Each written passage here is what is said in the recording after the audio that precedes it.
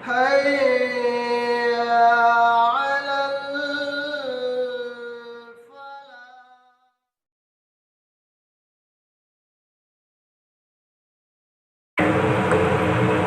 أعوذ بالله من الشيطان اللعين الرجيم من همزه ونفخه ونفثه. وقال الله تعالى في الكلام المجيد: فتلقى آدم من ربه فتاب عليه إنه هو التواب الرحيم.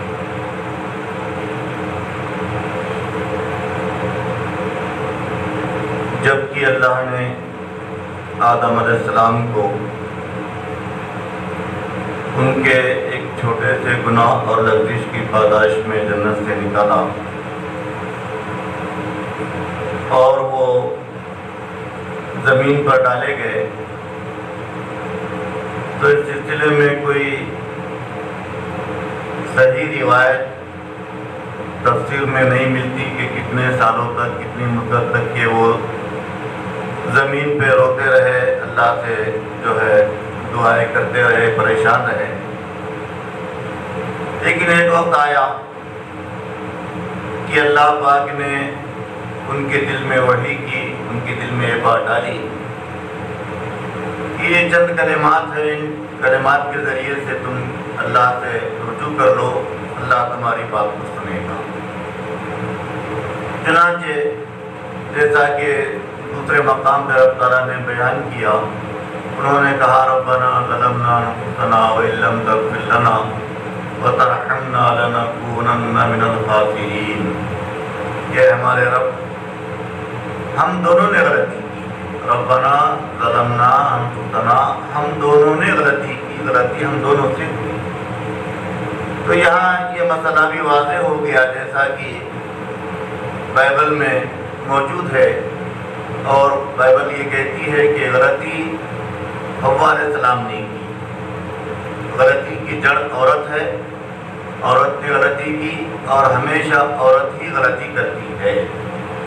قرآن مقدس میں اس کی تردید کی گئی اور کہا کہ نہیں، غلطی کسی ایک نے نہیں بلکہ دونوں نے غلطی کی، دونوں سے غلطی ہوئی اور دونوں نے وہ کام کیا جو نہیں کرنا چاہیے تھا.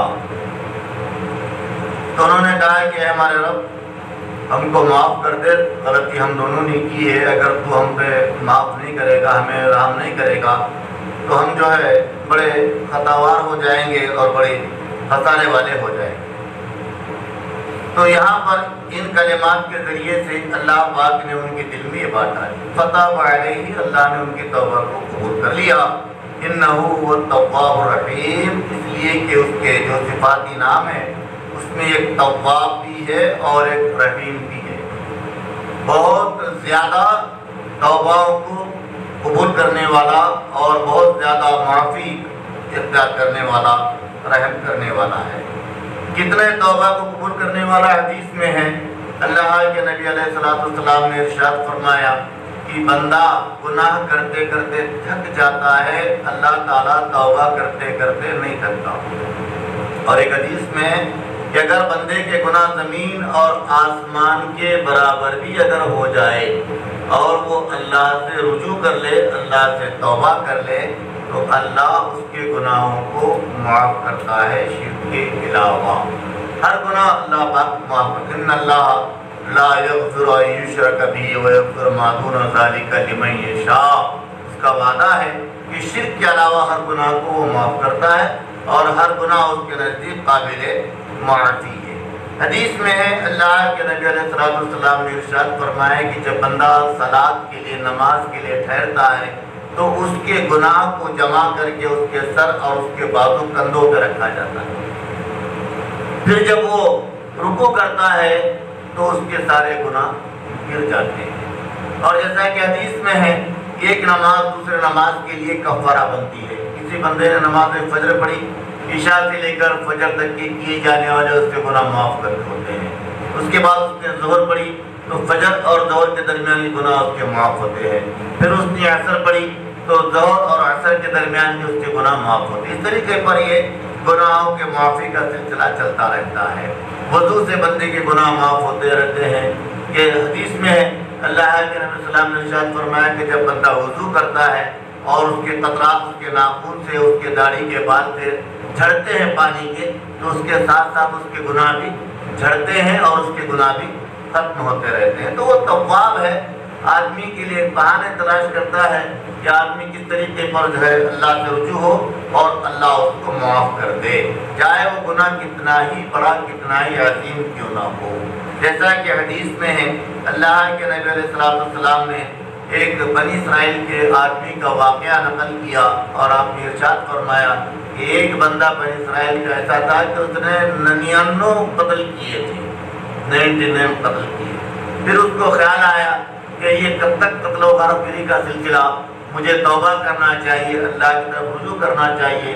وہ ایک عالم کے پاس گیا، مسئلہ پوچھا کہ میں وہی آدمی ہوں کہ جس نے 99 قتل کیے ہیں، اب میں اللہ سے رجوع کرنا چاہتا ہوں، کیا اللہ مجھ کو معاف کرے گا؟ تو بیچارہ پوری طرح سے دین کا علم نہیں جانتا تھا، ایسے ہی کچا پکا نیم ملا خطرہ ایمان تھا۔ اس نے کہا کہ اللہ تجھ کو کیسے معاف کرے گا؟ تو نے 99 آدمیوں کو قتل کر دیا ہے اور اللہ تجھ کو معاف نہیں کرے گا، تو بڑا خطرناک آدمی ہے۔ اس نے کہا کہ جب اللہ مجھ کو معافی نہیں کرنا ہے اور جہنم میں ہی جانا ہے تو لے تیرا بھی کام پورا کرتے، اس نے 100 پوری سنچری مار دی اور بیٹھ گیا۔ پھر اس کو کسی نے کہا کہ نہیں، تو نے غلط آدمی سے مشورہ کیا، ایک صحیح آدمی فلاں گاؤں میں رہتا ہے، وہاں جاؤ، اس سے تو پوچھ لے، شاید اس کے پاس کوئی علم ہو، تجھے بتا دے کوئی راستہ توبہ کا۔ تو چونکہ اس کے دل میں توبہ کی طرف تھی، جستجو تھی، اس کو اپنی اعمال میں پچھتاوا تھا، شرمندگی تھی، وہ اس آدمی کی طرف چل پڑا۔ جاتے جاتے راستے میں ہی وہ گر گیا، حدیث میں آتا ٹھوکر لگی، وہ گر گیا اور وہیں پہ مر گیا۔ اب 2 فرشتے آئے، عذاب والا فرشتہ بھی آیا، جنت والا فرشتہ بھی آیا۔ جنت والا فرشتہ یہ کہہ رہا تھا کہ چونکہ اس نے توبہ کا ارادہ کر لیا تھا اور توبہ کرنے کے لیے، اپنی اصلاح کرنے کے لیے وہ فلاں بندے کی طرف جا رہا تھا، اس لیے میں اسے جنت میں لے جاؤں۔ جہنم کا فرشتہ یہ کہہ رہا تھا کہ نہیں، اس نے 100 قتل کر دیے ہیں اور اب یہ جہنم کے لائق ہے، میں اس کو جہنم میں لے جاؤں۔ دونوں فرشتے آپس میں لڑ پڑے۔ پھر حکم ہوا کہ چلو تم اللہ کے پاس چلتے ہیں، اللہ سے پوچھتے ہیں۔ دونوں اللہ کے پاس گئے، وہاں پوچھا تو اللہ نے کہا کہ ٹھیک ہے، تم زمین ناپ لو کہ وہ آدھے سے ادھر ہے یا آدھی زمین سے آدھے راستے سے ادھر ہے۔ زمین ناپی گئی تو حدیث کے الفاظ ہے کہ ایک بالش آدھے سے اس طرف زائد نکلا، جدھر جا رہا تھا ادھر ایک بالش زمین کم پڑی اور جدھر سے جا رہا تھا ایک بالش زمین آدھے سے زیادہ ہو گئی۔ اور حدیث یہ بھی ہے، حدیث میں ہے کہ جب وہ زمین پر گرا تو وہ آدھے سے جو ہے کم ہی میں گرا تھا، لیکن گرتے گرتے بھی اس کو یہ خیال آیا کہ تو توبہ کے لیے جا رہا ہے، اب تیرے ہاتھ پیر میں دم نہیں ہے، تو پیٹ کے بل رگڑتا ہوا جا سکتا ہے، تو وہ پیٹ کے بل رگڑتا ہوا گھسیٹتا ہوا آگے کی طرف بڑھنے کی کوشش کرتا رہا، یہاں تک کہ ایک بالش کو زیادہ نکل گیا۔ تو حکم ہوا کہ اس کو جنت میں داخلہ دے دیا جائے۔ تو اللہ تعالیٰ جو تواب ہے، رحم کرنے والا ہے، اپنے بندوں پہ رحم کرتا ہے۔ کتنا رحم کرتا ہے؟ اللہ کے نبی صلی اللہ علیہ وسلم نے ارشاد فرمایا کہ اللہ نے اپنے رحم کے 100 حصے کیے، 99 حصے اپنے پاس رکھیے اور ایک حصہ دنیا میں تقسیم کر دیا، جس کے سبب سے ایک ماں اپنے بچے کو دودھ پلاتی ہے اور ایک باپ اپنے بچوں کی پرورش کرتا ہے۔ ایک حصہ اللہ کے رحم کا، ایک حصہ پورے دنیا کی مخلوق میں تقسیم کیا گیا اور 99 حصے اللہ پاک نے اپنے پاس رکھے۔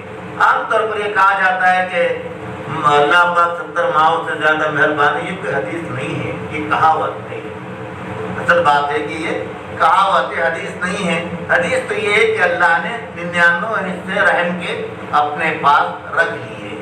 تو یہاں پر اللہ تعالیٰ نے آدم علیہ السلام اور حوا علیہ السلام کے بارے میں یہ کہا کہ اللہ نے ان کو چند کلمات سکھائے اور ان چند کلمات کی بنا پر اللہ نے ان کی توبہ کو قبول کیا۔ عام طور پر جو قصہ سننے کو آتا ہے کہ آدم علیہ السلام روتے رہے اور پھر ایک مرتبہ انہوں نے کہا کہ اللہ تو محمد صلی اللہ علیہ وسلم کے وسیلے طفیل سے جو ہے وسیلے میں ہمارے دعا کو قبول فرما۔ اللہ نے کہا کہ اے آدم تو کیا جانتا ہے کہ یہ آدم کون ہے اور تو نے ان کا نام لے کر وسیلے کی دعا کیوں کی؟ تو آدم علیہ السلام نے کہا کہ جب تو نے مجھ کو پیدا کیا اور میں نے سجدے سے سر اٹھایا تو میں نے تیرے عرش پہ لکھا ہوا دیکھا لا الہ الا اللہ محمد رسول اللہ، تو میں یہ سمجھ گیا کہ یہ کوئی معزز ہستی ہے، اس کا بڑا مقام ہے کہ تو نے اپنے عرش پہ ان کا نام لکھ کے رکھا ہے۔ تو اللہ نے کہا کہ ہاں یہ تیری اولاد سے ہے، آخری نبی ہے، اور اگر یہ نہ ہوتے تو میں دنیا کو پیدا نہ کرتا، جاؤ تمہاری دعا قبول کر لی گئی۔ تو اصل میں یہ جھوٹی روایت من گھڑت واقعہ ہے اور ایک جھوٹا قصہ ہے جو بیان کیا جاتا ہے، اور وسیلے سے، طفیل سے، سفارش سے اس طرح سے دعائیں کی جاتی ہیں۔ بڑے بڑے لوگ بڑی بڑی دعائیں کرتے ہیں، ایک گھنٹے کی دعا ہوتی رہتی ہے، آخر میں جا کے وہ برابر لفظ کہتے ہیں کہ اللہ ہماری دعا کو محمد صلی اللہ علیہ وسلم کے طفیل میں اور آپ کے وسیلے میں قبول فرما۔ تو یہ ناجائز وسیلہ ہے، یہ شرک وسیلہ ہے۔ اصل حقیقت یہ ہے کہ اللہ تعالیٰ سننے والا ہے، وسیلہ اور سفارش تو اس کے لیے جو غائب ہے، اور جو کہتا ہے کہ نحن اقرب الیہ من حبل الورید، میں تمہاری شہرت سے بھی زیادہ قریب ہوں۔ اب اس سے زیادہ قریب کوئی چیز ہو ہی نہیں سکتی۔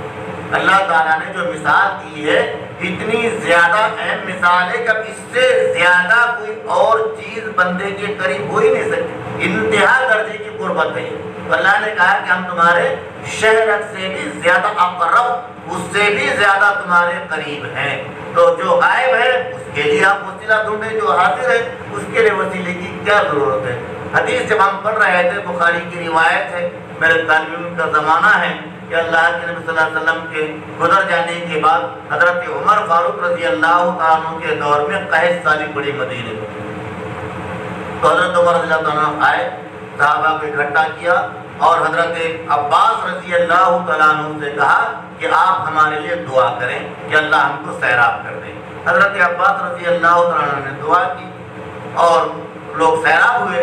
اس سے پہلے حضرت عمر رضی اللہ تعالیٰ عنہ نے دعا کی اور کہا کہ یا اللہ، جب تک کہ تیرا نبی ہمارے درمیان میں زندہ رہا تو ہم نے ان سے دعا کی درخواست کی اور تو نے ہم کو سیراب کیا۔